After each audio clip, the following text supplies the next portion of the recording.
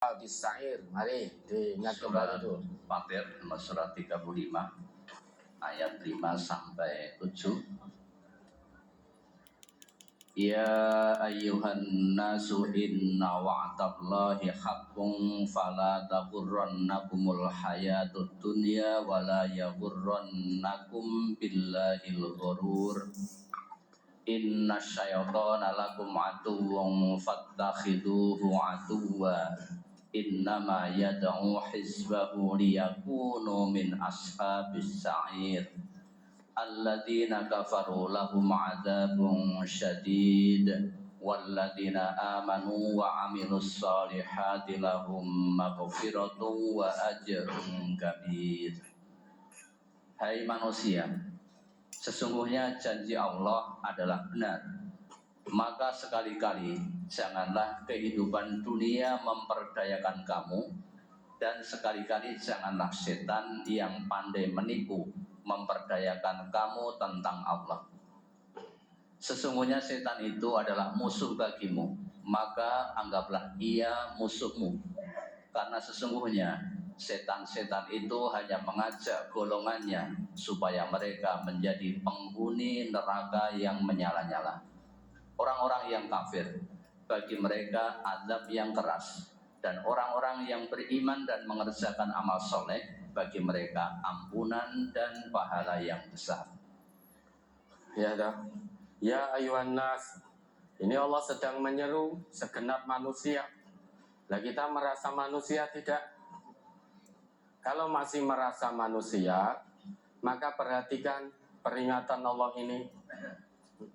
Tapi kalau sudah tidak merasa manusia, wis rumangsa dadi kewan, ya ndak usah perhatikan peringatan Allah ini. Karena peringatan Allah ini khusus ditujukan kepada semua manusia, semua yang masih merasa menjadi manusia. Ya ayuhan nas, inna wa'dallahi haqq. Sesungguhnya janji Allah itu maha benar. Apa yang menjadi janji Allah? Ayat 7-nya itu, alladzina kafaru lahum adzabun syadid. Bagi orang-orang yang kafir, yang menutup kebenaran agama Allah, tidak mau mengikuti Allah dan Rasulnya, maka bagi mereka siksaan yang sangat keras. Sedangkan janji Allah bagi orang-orang yang beriman dan mengerjakan amal soleh, maka bagi mereka akan mendapatkan ampunan dan pahala yang besar. Sesudah kita tahu janji Allah itu maha benar adanya, yang kafir, yang menolak Islam, yang tidak mau tunduk patuh pada Al-Quran dan As-Sunnah sebagai warisan dari Nabi, maka telah disediakan baginya siksaan yang sangat keras. Bagi yang beriman dan membuktikan imannya dengan amal soleh, kita akan terus temukan Bapak Ibu, di dalam Al-Quran itu kata iman terus Allah gandengkan dengan amal soleh. Artinya iman tidak bisa berdiri sendiri tanpa amal soleh. Tidak ada iman tanpa amal soleh. Tidak ada amal soleh tanpa iman. Maka di dalam Al-Quran kata iman terus bergandeng dengan kata amal soleh. Itu mengandung makna orang yang sudah ngaku beriman pasti dia akan membuktikan pengakuan imannya dengan amal soleh. Perbuatan baik baru dikatakan amal soleh kalau dilandasi dengan keimanan. Maka tidak ada iman tanpa amal soleh, tidak ada amal soleh tanpa iman.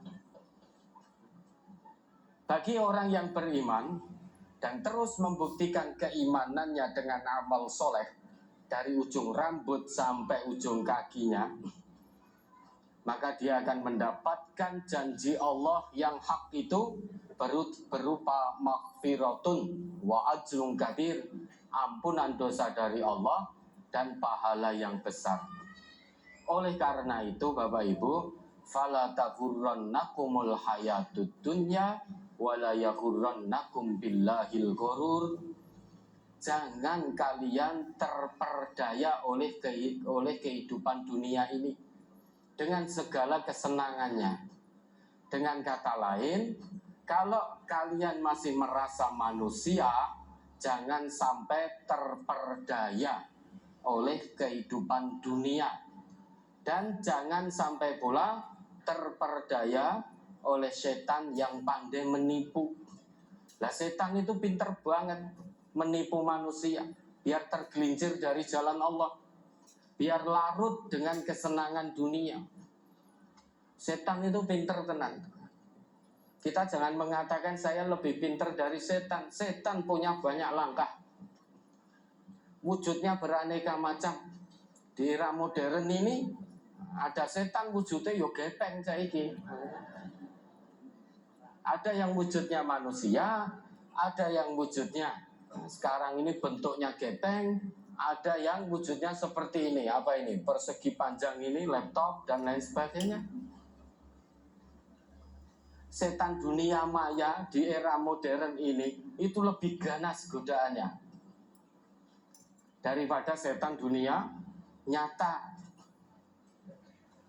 Setan dunia nyata itu sudah dahsyat godaannya, tetapi setan yang ada di dunia maya itu lebih dahsyat lagi. Kenapa? Karena orang bisa bermaksiat sendirian di dunia maya. Kemaksiatannya seringkali tidak terlihat oleh mata orang lain. Di kamar, di rumahnya, dia bisa bermaksiat karena ada setan gepeng dalam genggamannya. Maka jadilah pengguna dunia maya yang baik dan benar. Jangan hanya jadi penikmat dunia maya. Pengguna dunia maya yang baik dan benar, dia tahu di dunia maya mana yang mendatangkan pahala, mana yang mendatangkan dosa. Dia tahu itu. Maka dia tidak akan gunakan dunia maya untuk kulaan dosa, tidak. Pornografi, porno aksi, dunia maya, caci maki, dunia maya. Karena ini pengguna yang baik dan benar, dia tidak akan masuk ke situ. Dia hanya gunakan dunia maya untuk kemanfaatan, untuk kebenaran, untuk kebaikan. Itulah pengguna dunia maya yang baik dan benar. Tapi kalau penikmat, ya sudah, apa yang di dunia maya haram sekalipun akan dinikmati. Hutang pinjol dinikmati juga itu, kan melalui aplikasi online gitu, dan mudah sekali prosesnya. Cukup foto KTP, habis itu 5 menit 10 menit cair. Awalnya tidak punya uang, dunia gelap, mau foto KTP 5 menit 10 menit cair. Jangan dipraktekkan. Jangan dipraktekkan. Itu kan godaan setan dunia maya. Dahsyat sekali karena mudah sekali untuk bermaksiat di situ. Warga NTA yang terlibat pinjol tidak usah diurusi. Warga NTA siapapun yang terlibat pinjol tidak usah diurusi. Ben mumet sak karepe dhewe. Karena dia berani memulai, maka harus berani mengakhiri. Pol-pole nek wis mumet tenan, depresi terus bunuh diri. Tambah menuju kesengsaraan yang abadi, tidak akan dapat naungan ketentraman, kedamaian yang abadi. Sudah berulang kali kita serukan, jauhi riba, jauhi riba. Nah, kalau ada warga MTA yang terlibat pinjol, tidak perlu diurusi. Duwene apa biar dijual. Berani utang pinjol harus berani nyaur. Berani memulai, berani menyelesaikan. Tertipu itu. Setan itu pintar sekali. Maka jangan sampai tertipu oleh setan yang pandai menipu. Kelihatannya punya banyak uang nyenengke, tetapi itu awal kebinasaan. awal kehancuran di dunia maupun di akhirat kalau tidak bertobat. Utang pinjol dapat uang, seneng tak? Senengnya kayak tekan kapan? Baru sesuk ditagih diuyak-uyak.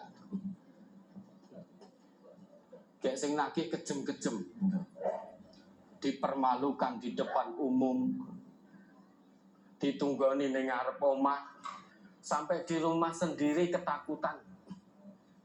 Teleponnya diteror, orang tuanya juga diteror, sanak kerabatnya juga diteror, teman-temannya yang kontak teleponnya ada pada HP-nya juga kena diteror.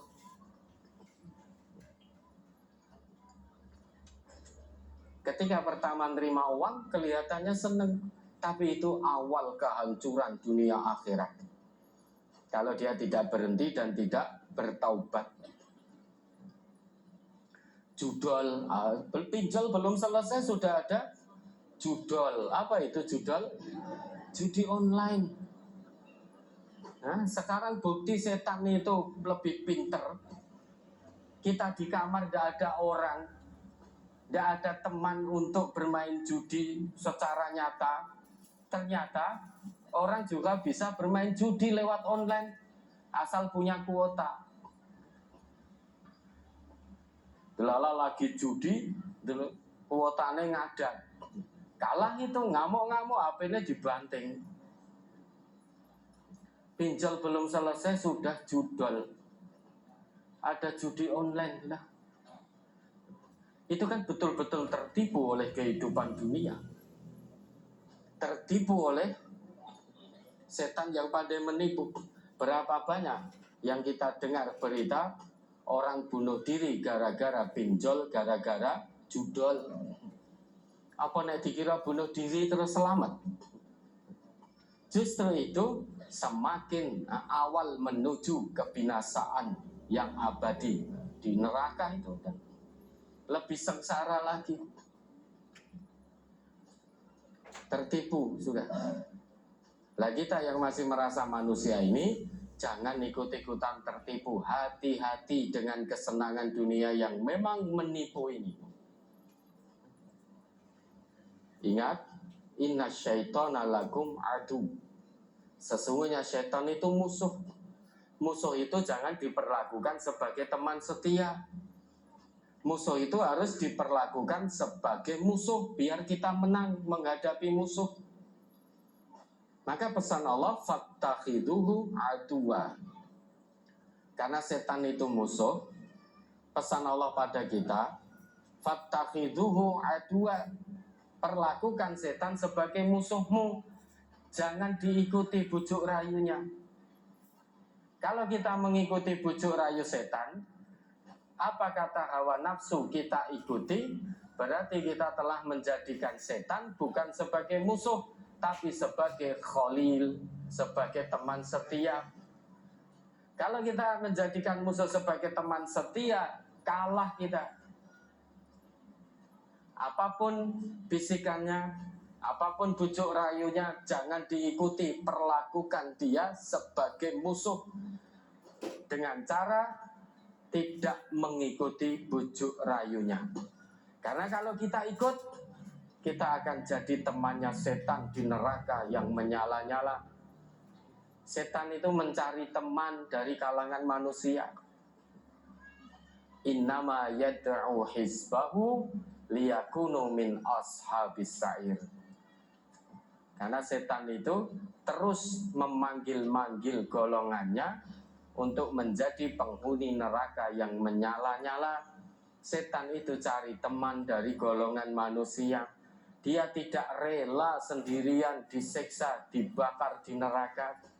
Dia harus punya teman dari manusia. Maka caranya dia akan gelincirkan manusia dari jalan Allah. Biar manusia yang tergelincir ini tidak lagi mendapatkan, tidak bisa mendapatkan naungan surgawi yang sifatnya daim, biar menemani setan di neraka yang sifatnya juga daim. Kalau sudah tahu begini, kira-kira kita ini Bapak Ibu pilih janji Allah yang pertama, alladzina kafaru lahum adzabun syadid, bagi orang-orang kafir siksaan yang sangat keras, atau janji Allah yang kedua, walladzina amanu wa amilus solihat lahum maghfiratu wa ajrun kabir. Kira-kira pilih yang pertama atau kedua? Nah, pilih yang kedua. Milih tok tidak cukup, harus diusahakan.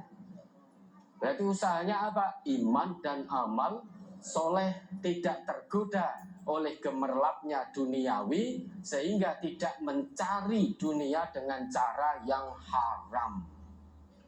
Ya, ada lagi. Kembali ke halaman 1 surat Ar-Ra'd ayat 22. Di situ ada kalimat wa aqamus shalah, mendirikan sholat. Terkait dengan mendirikan sholat, ketika berdiri sholat saat membaca waladhdallin kemudian amin, pertanyaan, apakah ketika sholat sendiri apakah juga wajib membaca amin? Iya.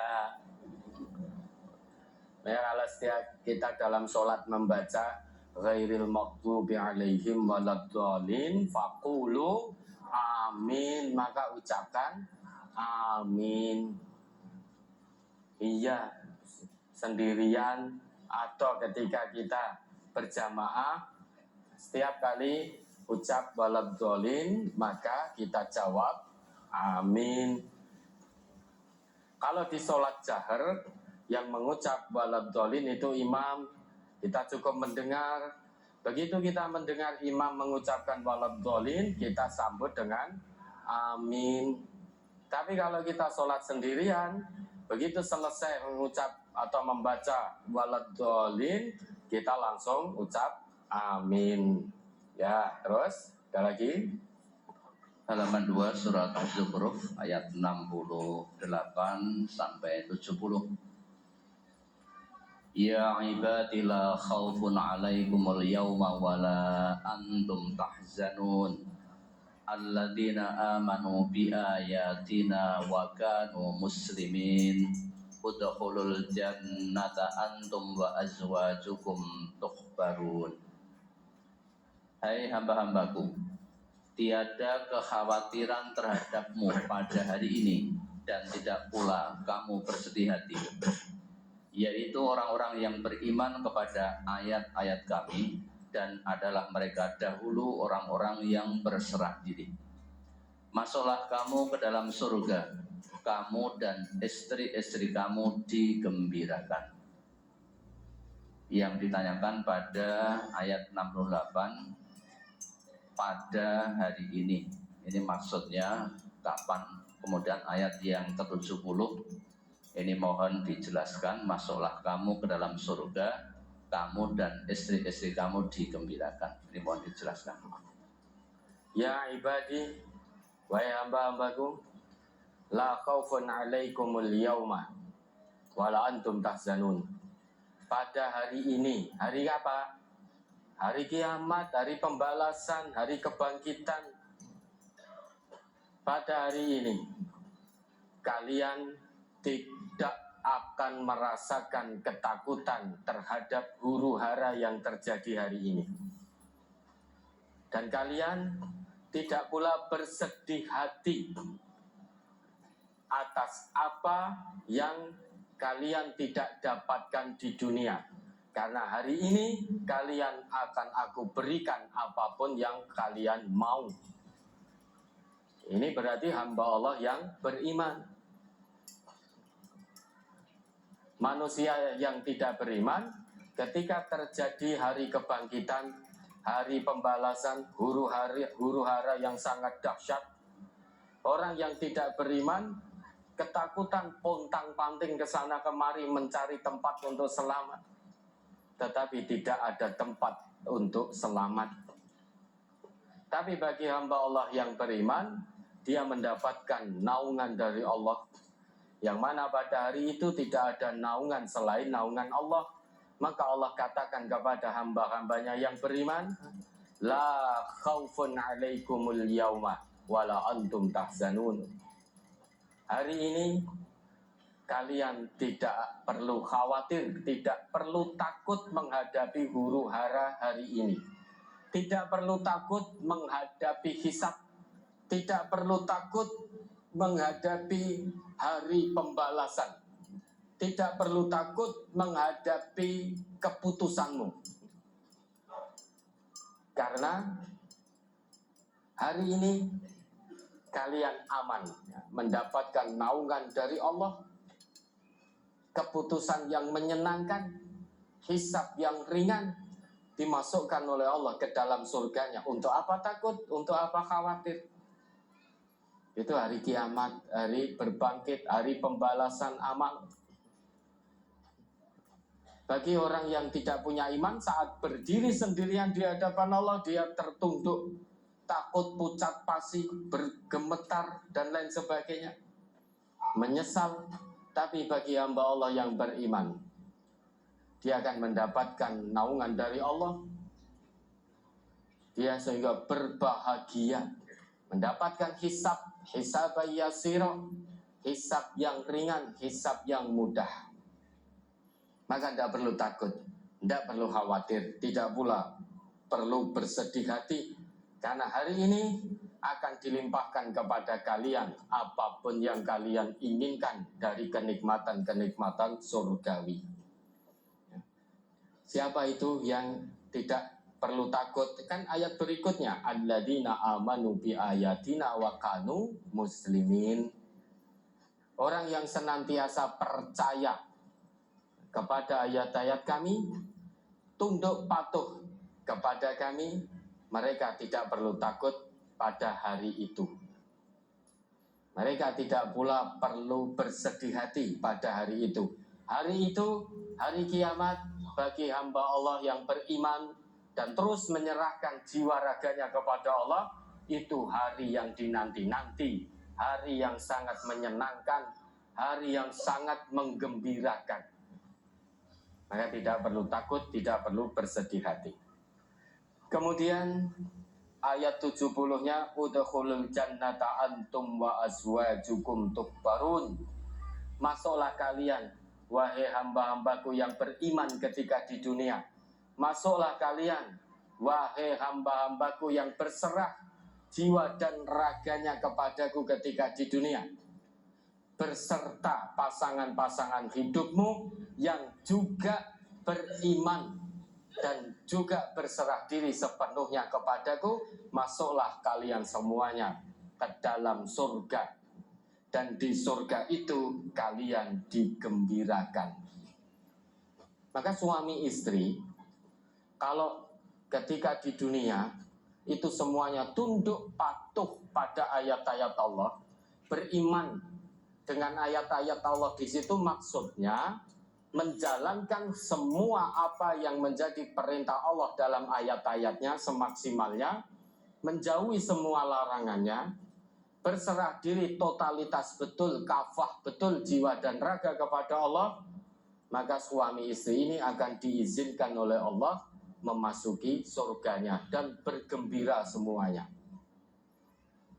Tapi kalau ada suaminya taat pada Allah, istrinya tidak, maka yang diizinkan masuk surga ya hanya suaminya, istrinya di neraka. Begitu pula sebaliknya, yang menjalankan ayat-ayat Allah ketika di dunia, tunduk patuh pada Allah, itu istrinya, suaminya tidak, suaminya kufur, suaminya musyrik, munafik, maka suaminya itulah yang diseret ke neraka. Dan tidak sepantasnya seorang mukminah, dan tidak boleh seorang mukminah itu kok punya suami yang kafir, yang musyrik. Itu tidak boleh, haram hukumnya.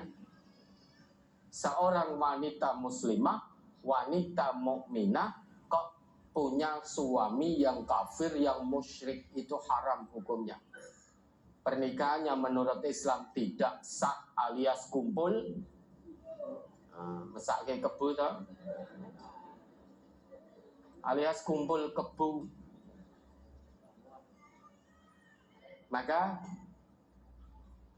cari pasangan hidup itu yang seakidah, seiman, sama-sama mukmin, sama-sama muslim, dan membina rumah tangganya terpimpin oleh ayat-ayat Allah, terpimpin oleh tuntunan-tuntunan Rasulullah. Baik suami maupun istri saling tolong menolong, ingat mengingatkan untuk terus mengikuti ayat-ayat Allah dan tuntunan-tuntunan Rasulullah dalam kehidupan rumah tangganya. Sampai kapan? Sampai Allah katakan, wahai fulan, wahai fulanah, pulang kamu. Sampai Allah panggil pulang. Dengan demikian, niscaya suami istri yang seperti ini akan mendapatkan janji Allah dalam ayat ini. Dikatakan kepada mereka, udkhulul jannata antum wa azwajukum tubbarun. Masuklah kalian beserta pasangan hidup kalian ke dalam surga dan digembirakan oleh Allah. Ada lagi? Halaman 6 surat Ar-Rahman ayat 56. Masih ada kaitannya tadi dengan ayat 10 surat Az-Zukhruf tadi. Fihinna qasiratu tarfi lam yatmithunna insun qablahum walajan. Di dalam surga itu ada bidadari-bidadari yang sopan, menundukkan pandangannya, tidak pernah disentuh oleh manusia sebelum mereka, yakni penghuni-penghuni surga yang menjadi suami mereka, dan tidak pula oleh jin. Pertanyaannya, di dalam surga itu ada bidadari-bidadari yang sopan, menundukkan pandangan, tidak pernah disentuh oleh manusia sebelum mereka, penghuni surga yang jadi suami mereka. Jika di surga dapat pasangan bidadari, lalu istri yang di dunia, apakah akan jadi pasangannya juga, Ustaz?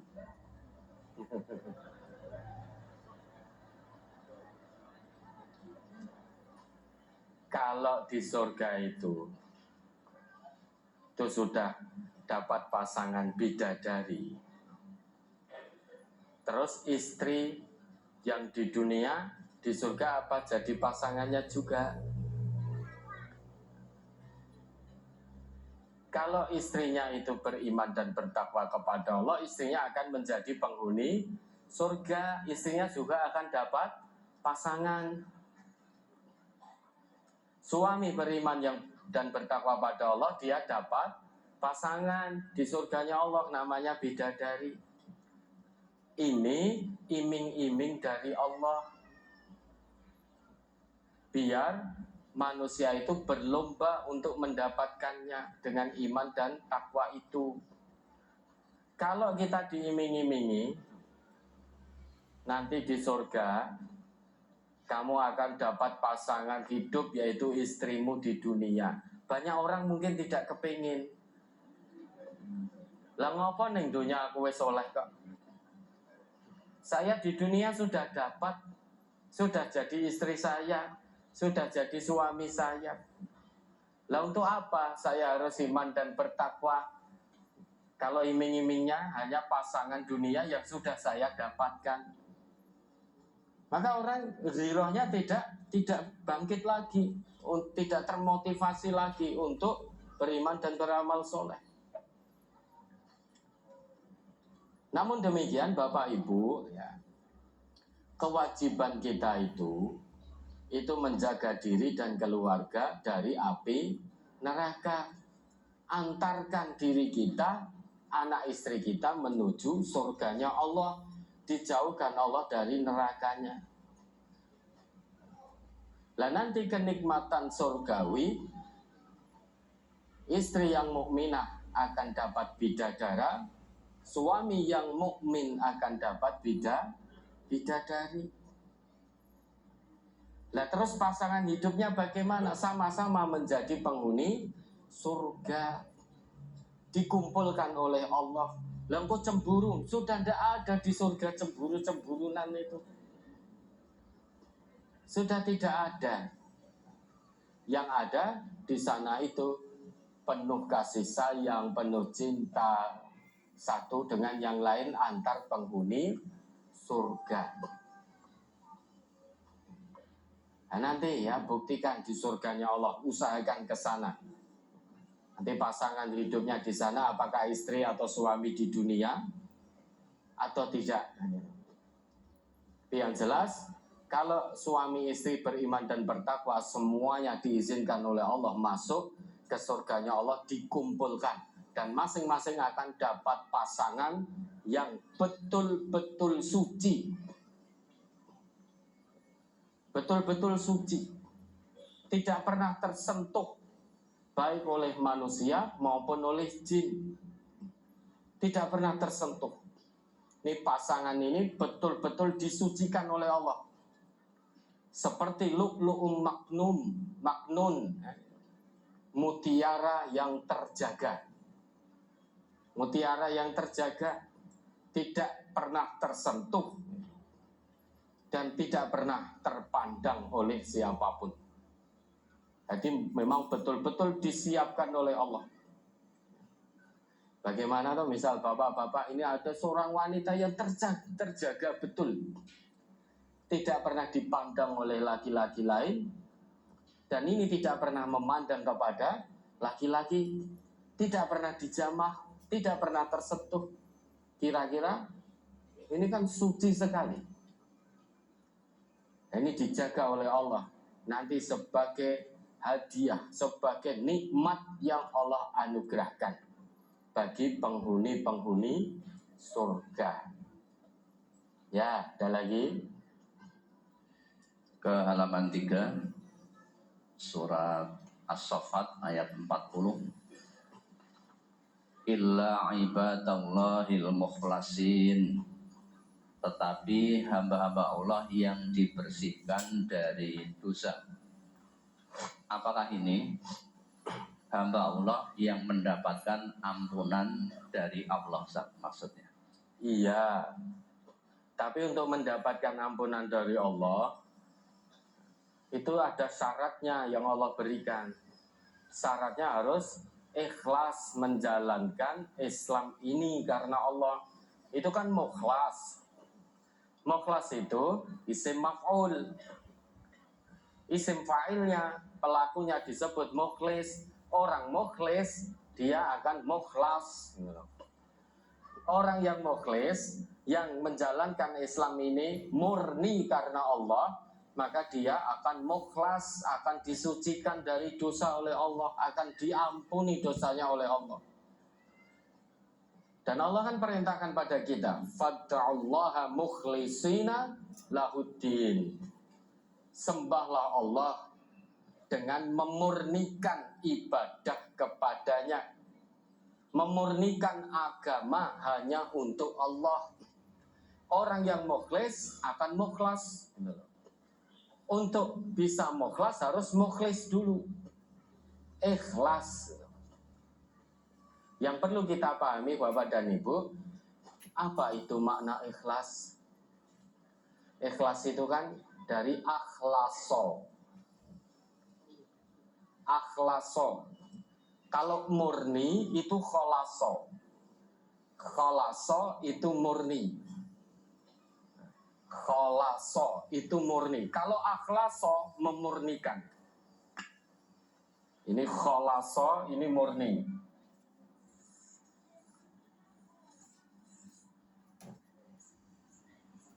Kalau akhlaso itu memurnikan.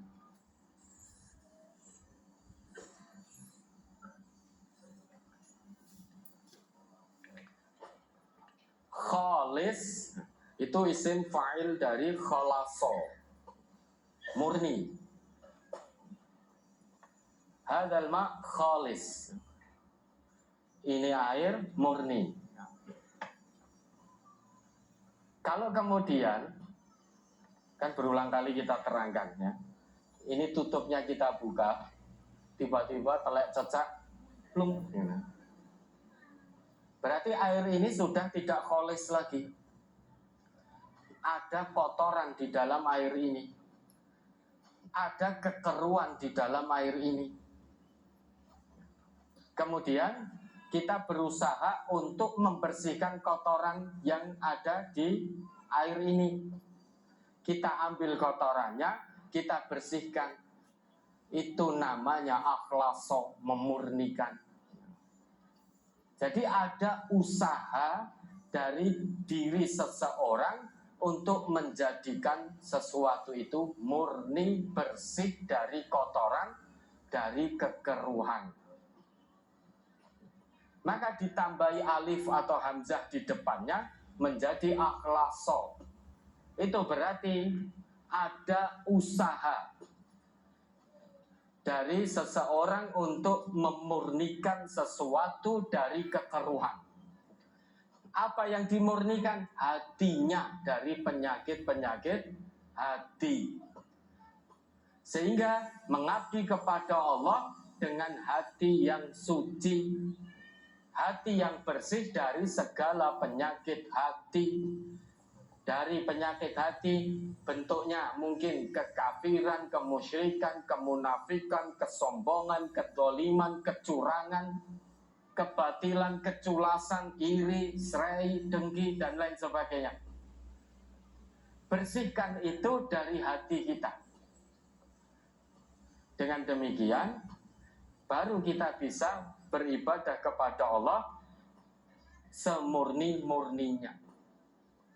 Melihat orang lain mendapatkan nikmat dari Allah karena hati sudah mukhlis, maka kita turut senang, turut mendoakan, mudah-mudahan kenikmatan itu manfaat barokah dunia dan akhirat. Kan begitu. Bukan kok melihat tetangganya beli sepeda motor atau mobil baru atau renovasi rumah menjadi lebih indah, kita terus suudon. Ale paling duwite utang ra gelem nyaur. Apalagi kalau di situ seorang perempuan tidak ada suaminya, mungkin suaminya sudah meninggal. Ale paling duwite ya bar melek bengi.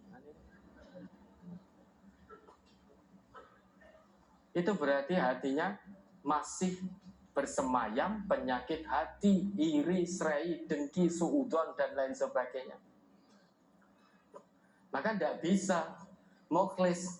Kalau tidak mukhlis, dia tidak mukhlas, tidak diampuni dosanya oleh Allah.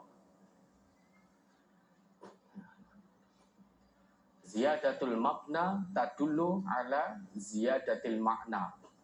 Dalam bahasa Arab itu, bertambahnya satu bangunan kata itu semakin bertambah dalam maknanya. Kalau khalasa itu kan hanya 3 huruf. Kha, lam, sod. Ditambahi hamzah jadi akhlaso, itu menjadi 4 huruf. Maka bangunan dalam satu kata ini kan bertambah bangunannya dari 3 menjadi 4. Bangunan yang bertambah ini dalam kata itu akan semakin dalam maknanya. Kalau khalasa maknanya murni, akhlaso memurnikan. Memurnikan itu berarti maknanya lebih dalam daripada sekedar murni.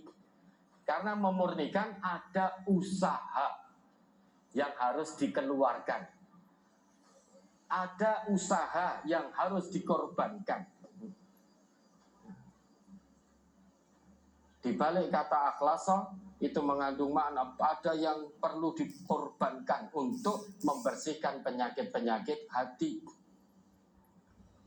Sehingga tidak lagi iri, dengki, dan lain sebagainya. Kita berusahalah jadi hamba Allah yang mukhlis biar mukhlas. Murnikan hatinya dari penyakit hati, bagaimanapun bentuknya. Hilangkan penyakit hati, apapun jenisnya. Jangan diuri-uri. Ya, ada lagi. Berikutnya di halaman 4 surat As-Saffat ayat 57. walaula nikmatu rabbi lakuntu minal mukhdarin.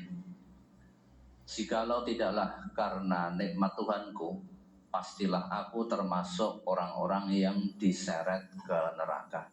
Ini mohon dijelaskan. Lah iya, coba ini kan ada seorang penghuni surga dia berkata bahwa dulu aku di dunia itu punya teman saya ini sering menghina saya, sering mengolok-ngolok. Apakah kamu itu termasuk orang yang benar-benar percaya dengan adanya hari kebangkitan? Padahal kowe iki yo ngrasake. Kan ada tahu beberapa ahad lalu ada pertanyaan ketika saya mengingatkan teman saya terkait kehidupan sesudah kematian di dunia ini, teman saya malah bertanya, sing muni ngono kuwi ya urung tau ngrasake. Sing muni ngono kuwi ya urung tau eruh kasunyatane. Akhirat itu ada atau tidak. Nah nanti kalau betul sudah datang hari kiamat, penghuni surga tadi akan berkata dia, ini kanali korin. Dulu aku itu punya teman di dunia, dan temanku ini tidak pernah percaya dengan berita kebenaran hari kiamat. Dia selalu bertanya kepadaku, a'innaka laminal musaddiqin? Apakah kamu termasuk orang yang betul-betul membenarkan hari kiamat? A'idza mitna wa kunna turaban wa idaman a'inna lamadinun. Padahal orang itu, kita itu kalau sudah mati, nanti kita akan jadi debu dan tinggal tulang belulang. Masa iya orang sudah jadi debu dan tulang belulang, masa iya akan dibangkitkan kemudian diberi balasannya? Nah kemudian penghuni surga tadi mengajak rekan-rekannya sesama penghuni surga. Qala hal antum muttali'un? Apakah kamu mau melihat temanku dulu yang mendustakan kebenaran hari kiamat dan mengolok-ngolokku karena aku terus percaya dengan kebenaran hari kiamat dan mempersiapkan bekal untuk menghadapi hari itu? Maukah kamu aku ajak, ayo sama-sama kita lihat bagaimana nasib temanku dulu di dunia yang terus menghinakan kebenaran berita hari kiamat. Kemudian semuanya melihat, fattola'a faro'ahu fi sawa'il jahim. Ternyata dia dapati temannya itu disiksa, dibakar dengan api yang berkobar di tengah-tengah neraka. Melihat peristiwa itu, temannya itu yang dibakar di tengah neraka, penghuni surga tadi berkata, Tallahi, demi Allah, ingkit laturdin, sungguh kamu dulu di dunia hendak menyesatkanku dengan ajakan-ajakanmu, dengan seruan-seruanmu, mengajak aku menyimpang dari Allah, menyeruku untuk mengikutimu. Tetapi alhamdulillah orang yang diseru ini meski seruan kuat untuk menyimpang dari Allah, dia tetap memilih Allah, tetap berjalan di atas jalan petunjuk Allah, berjalan di atas kebaikan dan kebenaran. Itulah rahmat kasih sayang dari Allah. Meski datang bertubi-tubi ajakan seruan untuk menyimpang dari Islam, tetap dia tidak mau. Dia tetap berjalan di atas Islam ini. Dia tidak tinggalkan Islam. Dia berjalan di atas kebenaran Islam. Dia ikuti apa yang menjadi seruan Rasulullah. Maka dengan demikian, walaula ni'matu rabbi lakuntu minal mukhdarin, jika bukan karena rahmat Tuhanku, pasti aku akan diseret ke neraka bersama temanku ini. Karena aku mengikuti seruan temanku, pasti aku akan diseret ke neraka bersamanya.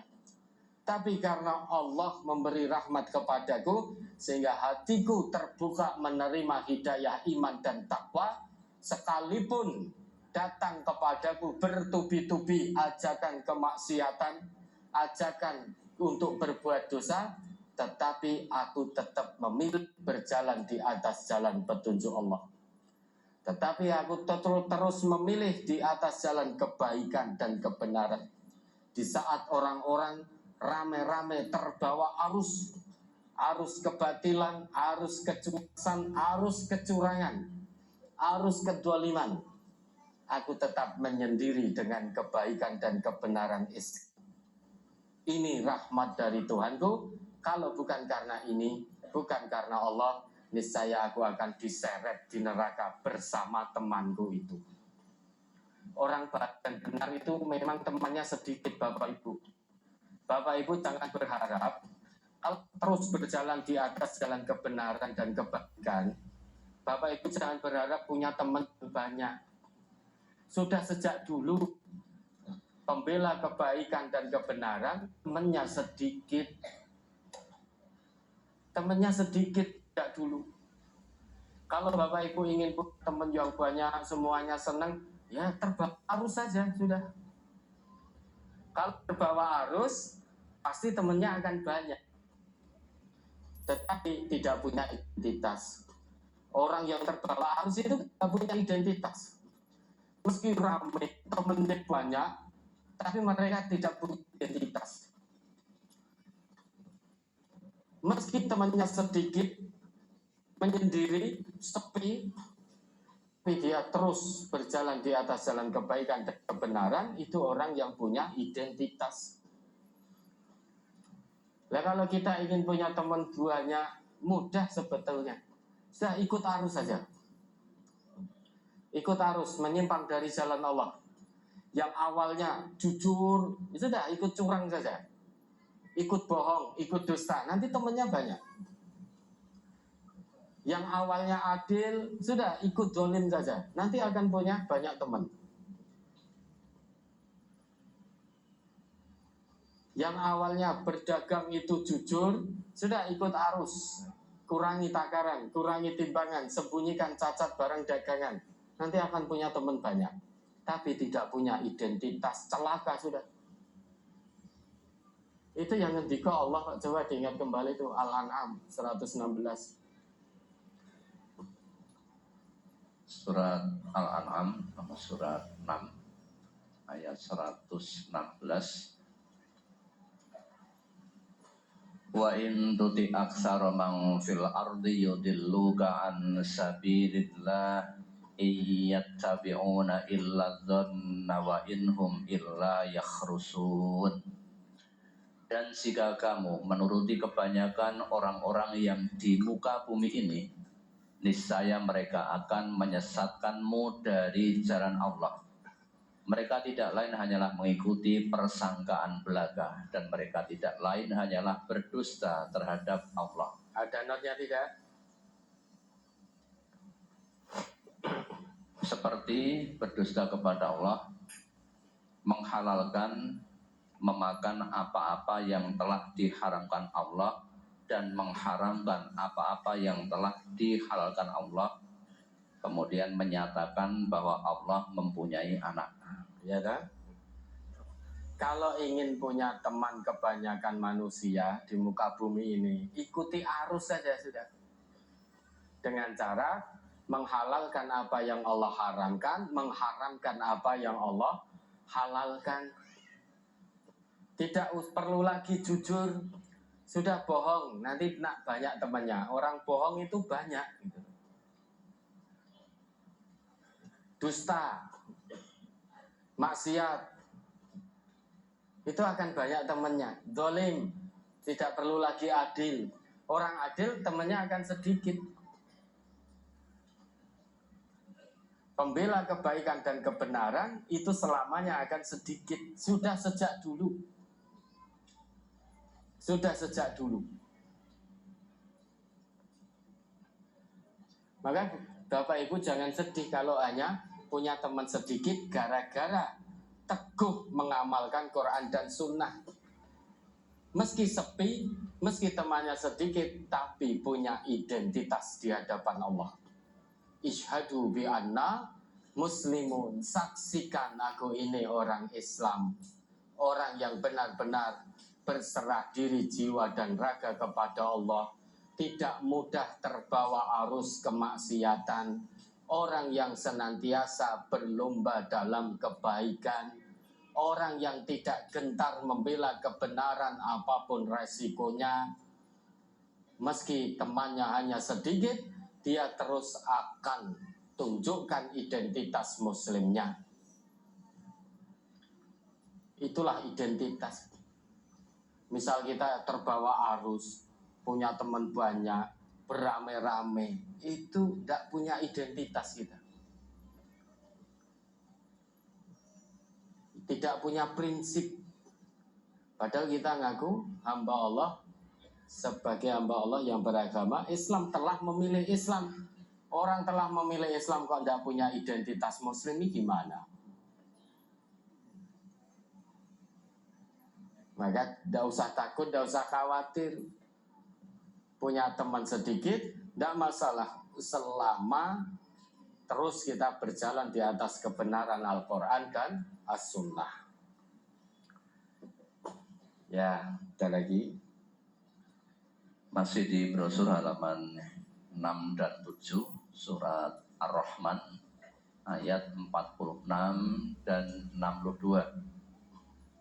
Waliman khafa maqama rabbihi jannatan, dan bagi orang-orang yang takut akan saat menghadap Tuhannya ada 2 surga. Kemudian ayat 62, wa min dunihima jannatan, dan selain dari 2 surga itu ada 2 surga lagi. Ini mohon dijelaskan, kemudian apakah 2 surga tadi ada namanya? Jannah, surga itu tobakot, bertingkat-tingkat. Jannah itu tobakot, punya beberapa tingkatan. Bagi orang-orang yang memang beriman dan bertakwa kepada Allah akan mendapatkan 2 surga sesuai tingkatannya. 2 surga di ayat 46 tidak sama dengan ayat 62. 62 itu 2 surga yang berada tingkatan di bawah tingkatan 2 surga ayat 46. 2 surga yang disebutkan di ayat 46 itu tingkatannya lebih tinggi dari 2 surga yang disebutkan di ayat 62. Meski beda tingkatannya, tapi semua tingkatan surga itu sangat menyenangkan semuanya. Sangat menggembirakan semuanya dengan aneka macam kenikmatan yang Allah anugerahkan. 2 surga, kenapa kau dapat 2 surga?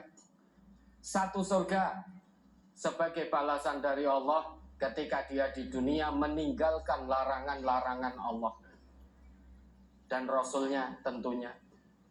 1 surga yang lain dia dapatkan ketika di dunia dia mengamalkan perintah-perintah Allah dan Rasulnya. Maka dia mendapatkan 2 surga. 1 dia dapatkan ketika di dunia semua larangan Allah dan Rasul dia tinggalkan. Maka dapat balasan surga. Surga yang satunya lagi dia dapatkan karena ketika di dunia dia mengamalkan dengan maksimal apa yang menjadi perintah Allah dan Rasulnya, maka dapat 2 surga. Apakah ada namanya? Surga itu punya nama. Ada surga Firdaus, ada surga Aden, ada surga Ma'wa, ada surga Naim, dan lain sebagainya. Nah di ayat ini 2 surga yang dimaksud tentu di antara 2 semua surga yang tobakot itu yang punya tingkatan-tingkatan. Tetapi 2 surga di sini namanya apa itu tidak disebutkan. Tapi yang jelas ini menjadi dua di antara surga yang bertingkat-tingkat itu. Satu surga dia dapatkan karena meninggalkan larangan Allah dan Rasul-Nya. Surga yang kedua dia dapatkan karena mengamalkan perintah Allah dan Rasul-Nya. Semuanya penuh dengan kenikmatan. Di ayat 46 dan seterusnya disebutkan di situ ada dua mata air, di situ ada buah-buahan, di situ ada bidadari dan lain sebagainya. Di ayat 62 dan seterusnya juga disebutkan tentang itu. Tetapi dengan ayat dengan kalimat yang berbeda. Jenis kenikmatan yang berbeda. Meski berbeda kenikmatannya, tetapi itu sama. Mala ainun ro'at, wala udhunun sami'at, wala khatara ala qalbi bashar. Sama-sama tidak pernah terlihat oleh mata manusia ketika di dunia. Tidak pernah terdengar oleh telinga manusia ketika di dunia. Juga tidak pernah terlintas 100% di benak manusia ketika di dunia. Gambaran 100%-nya itu tidak pernah terlintas di benak kita. Bagaimana kenikmatan surgawi itu? Yang jelas itu penuh dengan kenikmatan. Kenikmatan demi kenikmatan. Allah anugerahkan. Ya, ada lagi? Berikutnya tentang Yaumul Jaza atau hari pembalasan. Apakah sama dengan Yaumuddin sebagaimana yang tertera di surat Al-Infitor ayat 17 sampai 19? Ya, coba dibuka ayatnya. Surat Al-Infitor nomor surat 82 ayat 17 sampai 19. Wa ma adraka ma yaumuddin summa ma adraka ma yaumuddin yauma la tamliku nafsun li nafsin syai'a wal amru yauma idzil lillah. Tahukah kamu apakah hari pembalasan itu? Sekali lagi, tahukah kamu apakah hari pembalasan itu? Yaitu hari ketika seseorang tidak berdaya sedikitpun untuk menolong orang lain, dan segala urusan pada hari itu dalam kekuasaan Allah. Sekarang dibuka apa itu? Yauma la tajzi nafsun an nafsin syai'a wal amru yauma idzil lillah. Ya. Selain ayat ini ada ayat lain yang berbunyi apa itu? Yauma la yajzi nafsun an nafsin syai'a itu loh, wal amru yauma idzil lillah. Itu surat apa itu?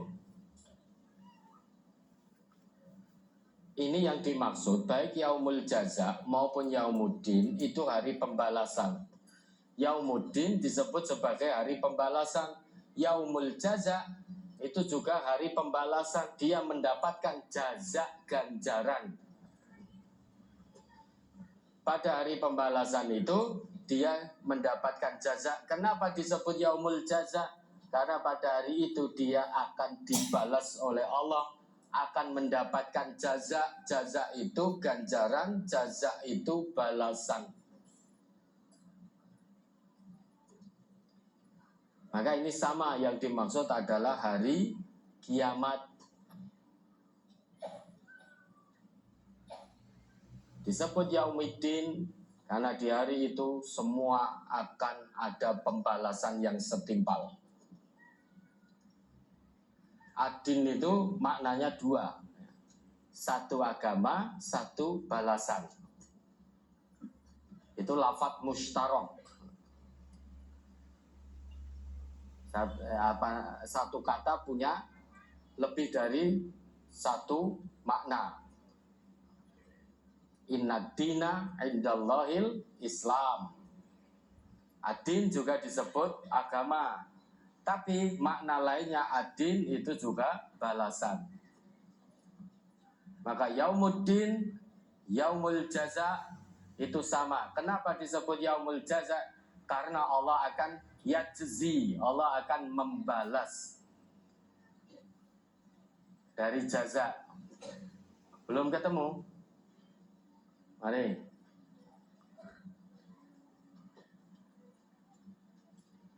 Itu loh, ada ayat yang lupa saya surat apa itu.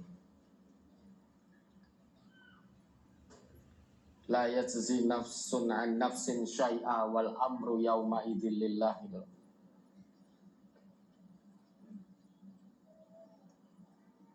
Ya sudah itu. Atau mungkin saya yang salah ya. Apa? Di Al-Inventor itu. Ya, tadi 19 tadi. Berarti yauma la tamliku nafsun li nafsin syai'a ini. Oke.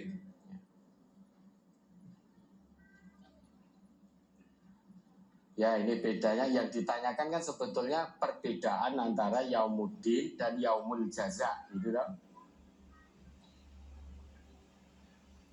Itu memang berbeda katanya, tetapi yang dimaksud adalah hari kiamat. Disebut yaumul jaza karena pada hari itu Allah yajzi akan membalas, akan memberi jaza, balasan yang setimpal kepada setiap manusia sesuai dengan amal perbuatannya. Itu sama, cuma perbedaan istilah ini insya Allah nanti Ahad depan akan kami jawab secara lebih detail. Apa makna, kenapa kau disebut yaumuddin, di sisi lain kenapa disebut yaumul jaza. Itu yang dimaksud sama-sama hari kiamat, tetapi insya Allah itu punya makna tersendiri. Kenapa Quran kadang nyebut yaumuddin, kenapa Quran menyebut yaumul jaza? Nah, nanti Ahad depan akan kita jawab perbedaan kata antara yaumuddin dan yaumul jaza. Ya mari, ada lagi. Masih di hidup sesudah mati, tapi bagian 17 yang kemarin di halaman 2 ini surat Al-Kahfi ayat 31. Ulaika lahum jannatu adnin tajri min tahtihal anhar yuhallawna fiha min asabira min zahabi wa yalbasuna siyaban khudram min sundusi wa istabrakim muttaqiina fiha 'alal araik nikmas sawab wa hasunat murtafaqa. Mereka itulah orang-orang yang bagi mereka surga Aden, mengalir sungai-sungai di bawahnya. Dalam surga itu mereka dihiasi dengan gelang emas, dan mereka memakai pakaian hijau dari sutra halus dan sutra tebal. Sedang mereka duduk sambil bersandar di atas dipan-dipan yang indah. Itulah pahala yang sebaik-baiknya dan tempat istirahat yang indah. Yang ditanyakan pada kalimat sedang mereka duduk sambil bersandar di atas dipan-dipan yang indah. Mohon maaf Ustaz atas kebodohan saya. Kalau tempat saya, dipan itu seperti almari. Bayangan saya, apakah nanti yang di surga orangnya kecil-kecil ya Ustaz? Dipan seperti apa? Almari. Almari. Ya jangan dibayangkan, maka itu loh. Wala khatara ala qalbi basyar itu. Kenikmatan surgawi tidak pernah bisa dibayangkan 100% oleh benak manusia. Kalau di jenengan dipan itu almari, di tempat lain dipan itu amben, ya. Tapi apakah dipan yang dimaksud, dipan surgawi yang dimaksud itu seperti almari di tempat jenengan terus metengkreng minggur lemari begitu? Apa seperti amben di tempat kita? Kalau gambarannya hanya seperti itu, kita tidak kepingin. Lah ngopo penean ning dhuwur lemari? Kita nggak akan kepingin. Surur itu jamak dari sarir. Nah ini loh membuktikan keterbatasan bahasa di dunia untuk menerjemahkan 100% sama dengan apa yang dimaksud oleh bahasa Al-Quran. Maka dikotu al-fadil Quran, lafaz Al-Quran, kosakata Al-Quran itu begitu dikoh, begitu detail, begitu dalam. Jadi dipan yang dimaksud itu kalau kita ingin punya gambaran, Bapak Ibu pernah melihat singgasana raja, tempat beristirahatnya atau santainya seorang raja. Pernah dapat gambaran itu? Biasanya raja itu kan ya tempat untuk istirahat, sandarannya, santainya itu kan besar. Singgasana kursinya besar, empuk, indah, iso ngelekar, mengkurep ini itu dan lain sebagainya, nyantai sambil miring begini. Terus pelayan-pelayan di kanan kiri, makanan minuman lengkap dekat sekali. Kalau Bapak Ibu pernah melihat seorang raja, mungkin di film-film, itu kan dipan untuk bersandar kan seluas itu, seempuk itu, senyaman itu, ya toh? Dikelilingi oleh pelayan dan lain sebagainya. Semua makanan ada dan lain sebagainya. Santai, saling berhadapan-hadapan. Nanti penghuni surga berhadapan-hadapan, bercengkrama dengan penuh kasih sayang. Tidak ada lagi kebencian sebagaimana di dunia. Ketika di dunia, orang itu untuk ketemu hadap-hadapan muka itu kadang tidak mau karena hatinya tidak bertemu, lagi musuhan. Begitu gabrus ketemu itu sudah berpaling, tidak mau berhadap-hadapan. Mau naik ke lantai 2 sini, podelalah ketemu podo-podo dari arah sebelah sana. Tangga sebelah barat, sebelah utara. Sing siji, waduh fulan nih, terus ngalih pindah rono. Sing ini ya ngono, lah kok ketemu fulan, podo ngalih, gabrusan lagi di sana. Di dunia ini untuk sekedar berhadapan, bercengkrama, kalau hati tidak ketemu, itu sulit sekali. Tapi semua itu tidak berlaku bagi penghuni surga. Karena di surga sudah tidak ada lagi kedengkian. Maka mereka penghuni surga bertelekan, santai, nyantai di atas dipan-dipan, tahta-tahta yang tinggi. Tahta-tahta yang tinggi, yang empuk, luas, bisa untuk bersandar, bisa untuk berbaring. Sebagaimana kalau gambaran di dunia itu puncaknya itu ya singgasana raja. Singgasana raja itu puncak gambaran semaksimalnya di dunia. Jangankan singgasana itu, anehnya manusia itu diberi singgasana luar biasa oleh Allah besok di surga. Lah kok ning dunia mung rebutan kursi empuk. Di dunia ini loh manusia rebutan kursi empuk, padahal ning omahe ya wis duwe kursi. Karena kabarnya nek punya kekuasaan itu menduduki kursi yang empuk. Ya kan lihat saja pejabat-pejabat negeri kita.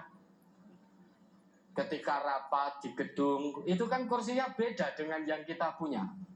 Kalau kita lihat kok koyone penak ya, saking penake ketika rapat main slot.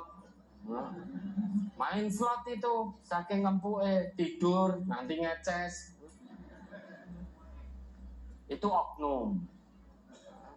Oknum tidak semuanya, masih banyak pejabat yang muktaman, yang amanah.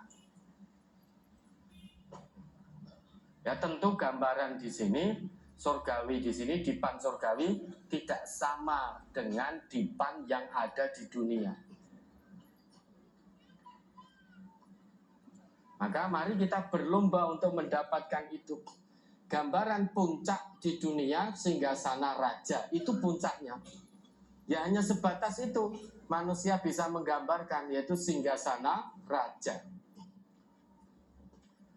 Duduk di atas singgasana di istana yang serba teduh, serba sejuk, air mengalir gemericik, musim panas tidak kepanasan, musim dingin tidak kedinginan. Itu gambaran istana raja. Maka orang banyak berebut untuk duduk di istana raja karena melihat dari dohirnya, dari luar saja. Ketoknya neneng istana raja itu enak, nyaman, teduh, ini itu dan lain sebagainya, nikmat sekali. Karena hanya melihat dari luar. Padahal yang terjadi di dalam istana raja itu saling sikut, saling tendang, saling ini itu, saling menjatuhkan kehormatan untuk berebut pengaruh, saling lelamisan untuk mencari muka, menjilat, mencari muka padahal sudah punya muka sendiri. Lah apa lupa naruh mukanya kok sampai dicari-cari? Apa ketinggalan di rumah mukanya? Yang terjadi di dalam istana raja begitu sejak dulu itu ya. Bahkan ada rebutan kekuasaan, sama-sama satu nasab, rebutan sama-sama putra mahkota. Ini kerajaan dulu itu saling sikut, saling ini itu dan lain sebagainya.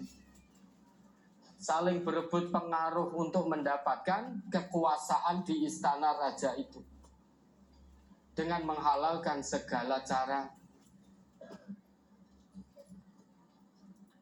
Nah kita juga kepingin karena melihat hanya dari luarnya, sepertinya nikmat ini itu, begitu masuk di dalam sudah, oh ternyata panas keadaannya. Bukan keadaan fisiknya yang panas, tetapi suasananya panas. Sengene saling blok ngeblok yang ini ngeblok ini ngeblok ini. Maka pernah raja banyak terjadi di dunia, raja di dunia dikudeta kan begitu. Begitu masuk di dalamnya ternyata suasananya memanas.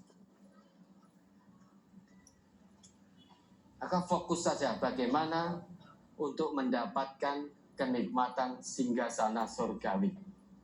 Singgasana yang sesungguhnya di situ. Singgasana surgawi sesungguhnya di situ. Meski ketika di dunia kita ini bukan orang kaya, kita bukan keturunan orang kaya, juga bukan anak dari pejabat, juga bukan orang yang punya harta benda melimpah dan lain sebagainya. Tapi kalau yang kita punya iman dan takwa, pasti akan mendapatkan singgasana yang sesungguhnya. Dan singgasana itu, dipan itu tidak ada di dunia ini. Adanya hanya di surganya Allah. Apakah nanti penghuni surga kecil-kecil? Tidak, penghuni surga itu muda-muda. Semuanya muda. Nah kalau saudara bandingkan dengan dipan tempat saudara sebagai almari, ya maka gambaran saudara lemari ini semene, uang ini dhuwur mesti cilik, nah, itu maka itu salah gambaran manusia. Itu loh maksud dari wala khotara ala qalbi bashar. Tidak pernah terlintas dalam benak manusia kenikmatan surgawi ini. Ya, ada lagi. Coba saya masih agak penasaran itu ayat. Sepertinya saya pernah membaca wattaqu yaumal la tajzi nafsun an nafsin syai'an. Nah, apa itu? Ada itu ayat Al-Qur'an bunyinya itu. Ayat 25. Apa? Coba dicari itu wattaqu yaumal la tajzi nafsun. Kalau antum cari di internet kata kuncinya la tajzi nafsun la tajzi nafsun itu. Itu Al-Baqarah ada 48, 1, 2, 3 juga ada. Tapi di akhirnya tidak sebagaimana tadi. Ya, akhirnya yang keliru ya. Ini akhirnya wattaqu yaumal la tajzi nafsun an nafsin syai'a wa la yuqbalu minha adlu wa la tanfa'u syafa'ah wa lahum yunsarun ya. Ya, Al-Baqarah ayat 48. Ya. Wattaqu yaumal la tajzi nafsun an nafsin syai'an wa la yuqbalu minha syafa'atu wa la yu'khadhu minha 'adlu wa la hum yunsarun. Dan jagalah dirimu dari azab hari kiamat yang pada hari itu seseorang tidak dapat membela orang lain walau sedikit pun, dan begitu pula tidak diterima syafaat dan tebusan daripadanya, dan tidaklah mereka akan ditolong. Tajzi itu seakar dengan jaza, balasan. Pada hari itu seseorang tidak bisa membela orang lain. Kapan itu? Fi yaumil jaza. La tajzi nafsun an nafsin syai'a. Seseorang tidak bisa membela orang lain, itu terjadi fi yaumil jaza. Fi yaumil jaza, pada hari pembalasan. Ya sudah, nanti detailnya. Perbedaan al-farqu baina yaumiddin wa yaumil jaza, insyaallah akan kita jelaskan nanti di Ahad mendatang. Ya, ada lagi. Berikutnya dalam Quran surat Az-Zukhruf ayat 74. Sesungguhnya orang-orang yang berdosa kekal dalam azab neraka. Wa innal mujrimina fi adzabi jahannam khalidun. Yang dimaksud orang yang berdosa di sini bagaimana? Karena dosa yang saya tahu didapat saat kita melanggar aturan Allah, misalnya marah, berkata kasar pada orang tua dan lain sebagainya, itu juga melanggar larangan Allah. Apakah ini juga akan berada di azab neraka yang kekal tadi? Wa amma man khaffat mawazinu fa ummuhu hawiyah.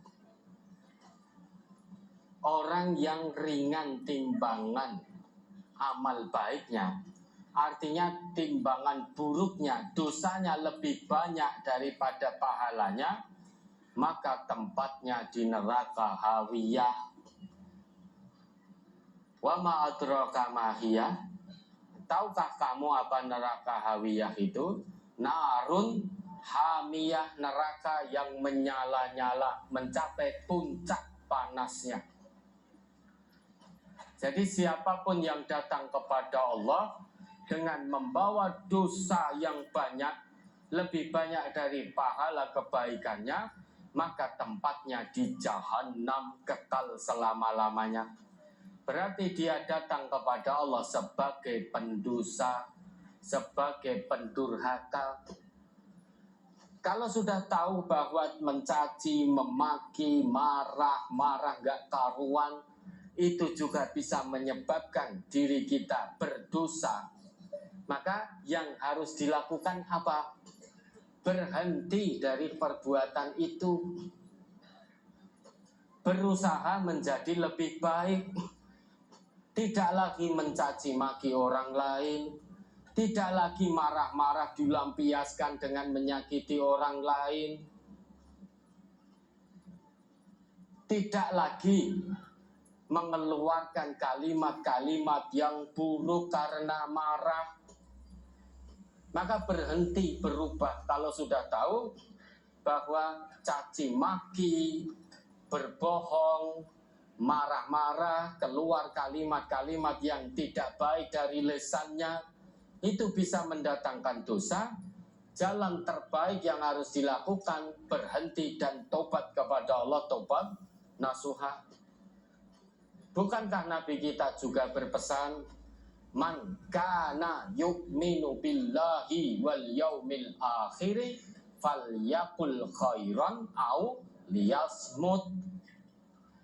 Man, siapapun, siapa saja, tidak peduli, entah laki, entah perempuan, entah tua, muda, remaja, pejabat, rakyat, kaya, miskin, sehat, sakit, asal dia beriman kepada Allah dan hari akhir, sebagai bukti keimanannya, falyakul khairan, hendaklah dia berkata baik.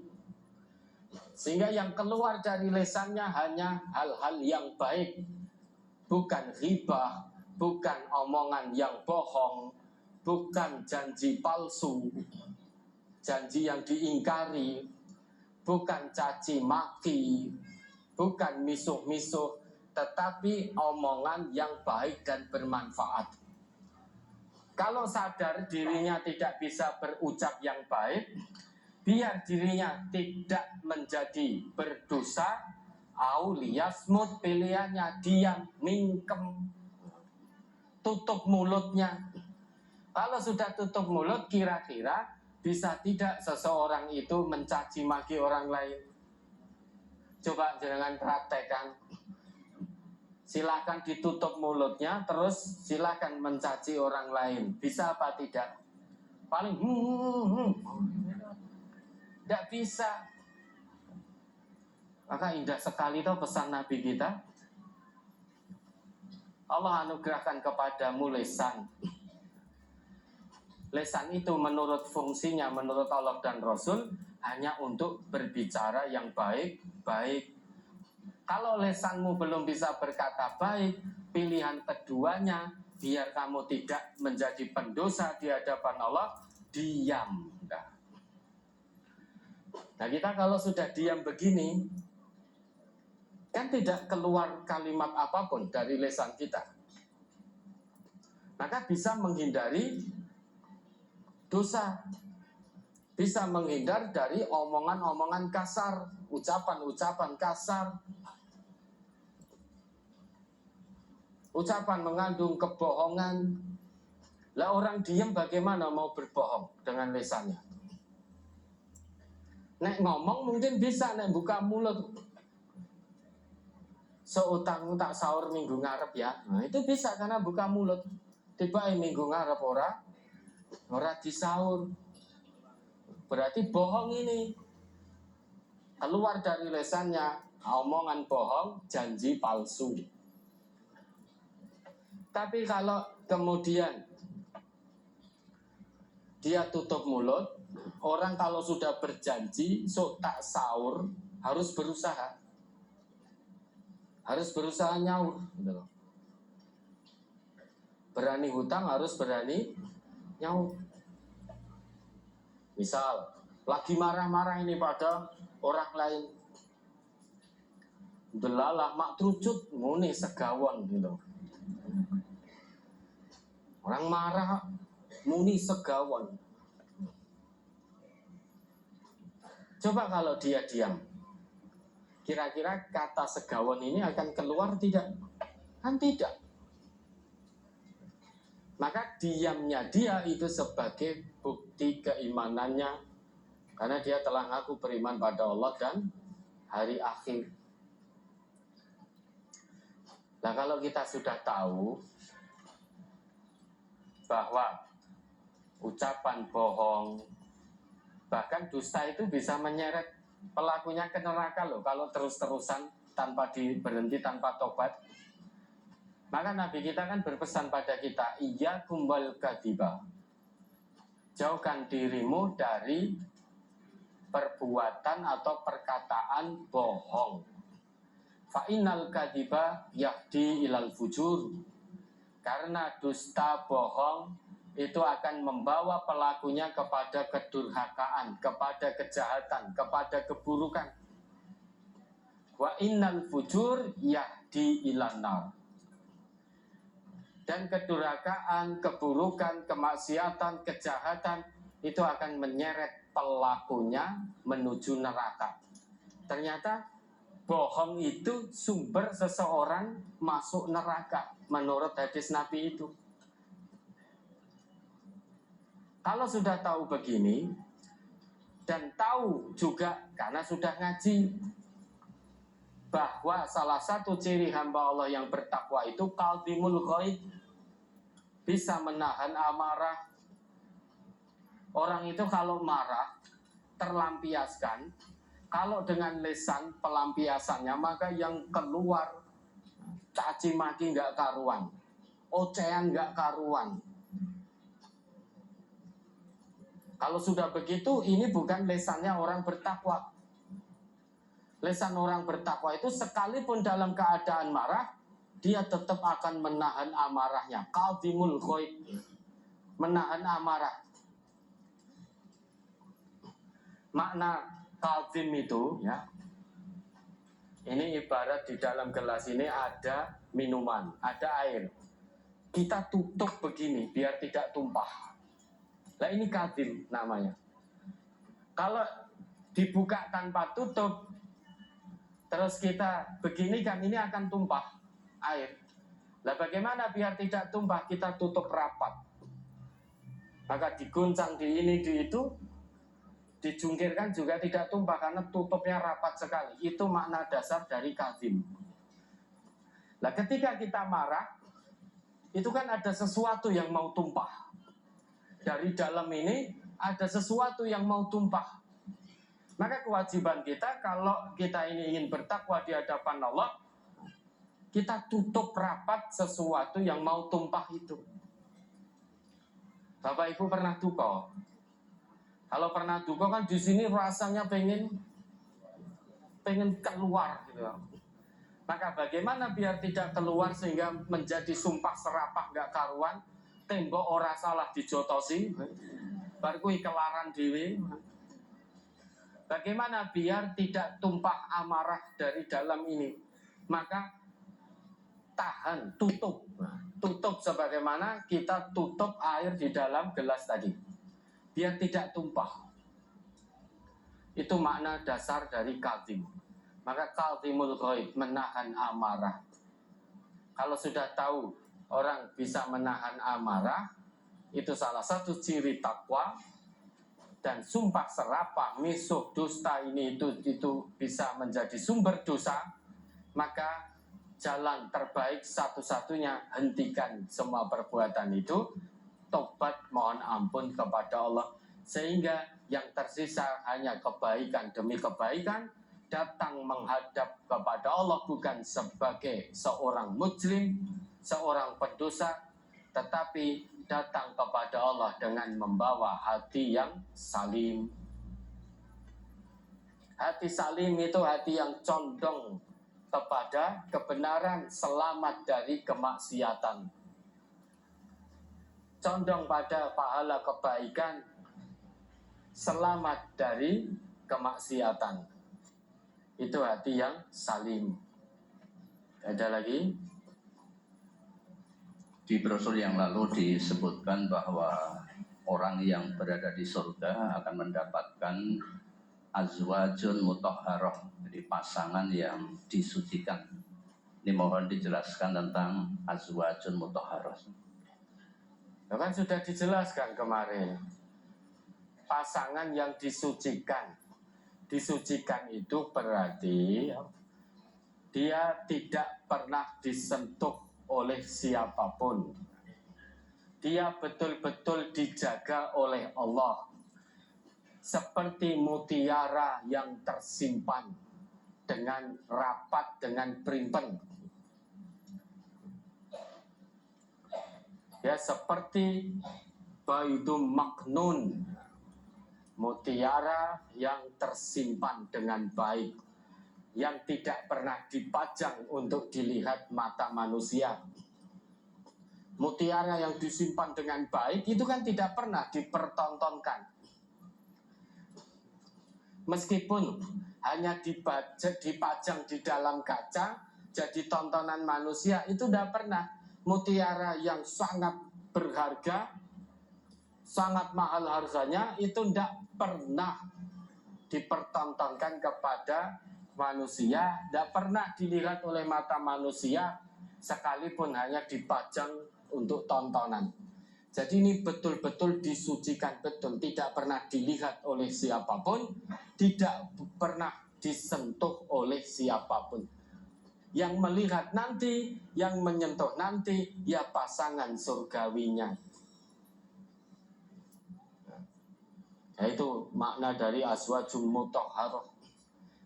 Baik penghuni surga laki maupun perempuan, kalau dia di dunia menjadi mukmin atau mukminah, kalau laki-laki dia akan dapatkan bidadari surga. Kalau perempuan dia juga akan dapatkan pasangan hidup di surga kelak. Semuanya disucikan. Azwajun jamak dari zaujun. Al-Quran tidak mengenal kata zaujatun. Kita yang pernah belajar bahasa Arab, Bapak Ibu misalkan, itu akan mengenal zaujatun maknanya sebagai istri. Karena ada tak marbutoh. Tak marbutoh di situ tanda taknis, tanda muannas, perempuan. Maka kalau istri dalam bahasa Arab disebut zaujatun, tetapi tidak dalam bahasa Al-Quran. Al-Quran itu untuk nyebut suami atau istri itu dengan zaujun, sekaligus disebut domirnya. Ya, seperti brosur kita hari ini ya. Udkhulul jannata antum wa azwajukum di halaman 2 itu. Masuklah kalian bersama istri-istri kalian. Azwajukum disebut domirnya kum. Kum itu antum. Antum itu laki-laki. Kalian laki-laki. Maka disebut domirnya. Karena konteksnya sedang berbicara tentang anugerah surgawi yang bakal dimasuki mukmin dengan istrinya yang juga mukminah. Maka penghuni surga laki maupun perempuan akan dapat pasangan hidup di surga. Semuanya pasangan hidup ini disucikan oleh Allah layaknya mutiara yang tersimpan. Tidak pernah dilihat oleh mata manusia, tidak juga pernah disentuh oleh siapapun juga. Betul-betul tersimpan, barang yang sangat-sangat istimewa, yang hanya akan dilihat dan disentuh oleh pasangan surganya. Ya, ada lagi? Pertanyaan dari brosur cukup. Ya, alhamdulillah cukup. Lah terus gimana kalau sudah selesai? Pak diakhiri? Ini ada satu pertanyaan yang mau dijawab sekarang. Ya kalau bisa kita jawab sekarang kita jawab, kalau tidak bisa kita tangguhkan. Mari. Ini tentang mahram. Seorang perempuan ini naik ojek yang drivernya laki-laki. Apakah hal ini diperbolehkan Ustaz? Karena memang itu profesinya, profesi ojeknya tadi. Dan hal ini apa boleh dikiaskan dengan seorang dokter yang mengobati pasiennya atau tukang pijat yang memijat pasiennya? Ya tidak bisa dikiaskan ke sana. Dokter itu kan keahlian. Dokter itu keahlian. Lo ojek juga keahlian. Beda keahliannya. Agama itu fattaqullah mastata'tum. Usahakan maksimal dulu. Putri-putri NTA jangan naik ojek yang laki-laki. Drivernya ya. Maksimalkan. Cari driver yang juga wanita.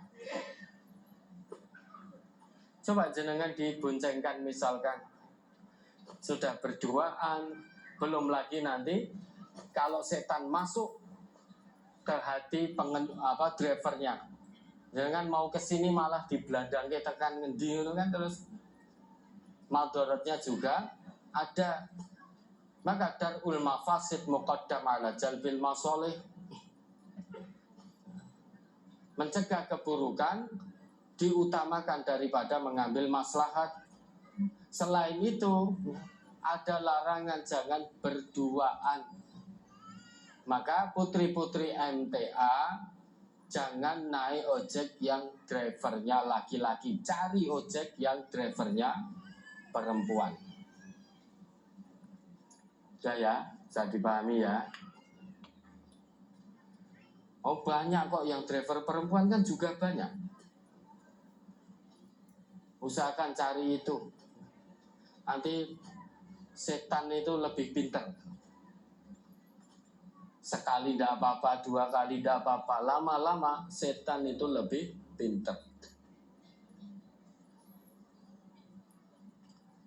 Ya, usahakan maksimal. Cari yang drivernya perempuan. Ada lagi? Berikutnya ke pertanyaan langsung. Silakan 3 penanya dulu.